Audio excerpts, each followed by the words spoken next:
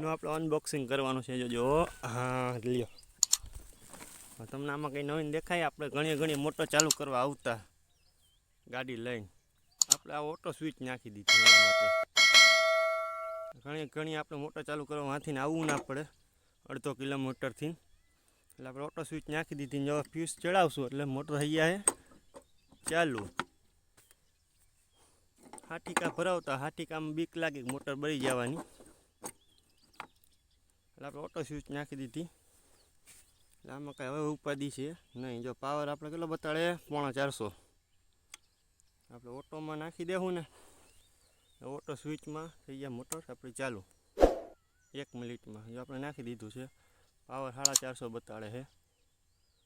હમણાં થઈ જાય ચાલુ. એટલે આપણે આ અનબોક્સિંગ આનું કર્યું ઓટો સ્વિચનું. ઓટોમેટિક સ્ટાર્ટર કહેવાય. 450 રૂપિયાનું આવ્યું હતું. આપણે જામ ખંભાળિયાથી લઈ આવ્યા હતા.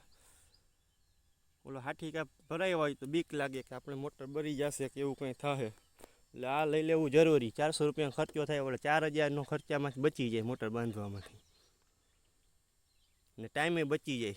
હળિયું કાઢવી, પેટ્રોલ 2-3 દિવસે 300 રૂપિયાનું બળી જ જાય. તો એક ફેરામાં જો થઈ ગઈ ચાલુ. શરૂઆતમાં લોડ લે જ છે આપણી મોટર, પછી ઓછો પડી જાય લોડ લેવું. ને એક ડટ્ટો એક્સ્ટ્રા બીજો મારી દઉં. જો લીલી લાઇટ થઈ ગઈ છે, થઈ ગઈ ચાલુ. હમણાં મળશે ઓછો થવા પાવર. લોડ 25 લે ને 30 લે ને, ત્યાંથી 25 થી 30 અંદર આવી જાય. નકર ડટ્ટો ચડાવી દેવો એટલે થઈ જાય. તમે પણ ઓટો સ્વિચ લઈ લેજો, એટલે કે મોટર બળવાની શક્યતા રહે નહીં. પાવર ખરાબ આવે તો, કોઈ ડીમ આવે, કોઈ ફૂલ આવે, કોઈ ફોલ્ટમાં વયો જાય પાવર. ઓટો સ્વિચ વસાવવી જરૂરી છે એમ. 400 રૂપિયાનો ખર્ચો 4000નો ખર્ચો બચાવી દે એમ.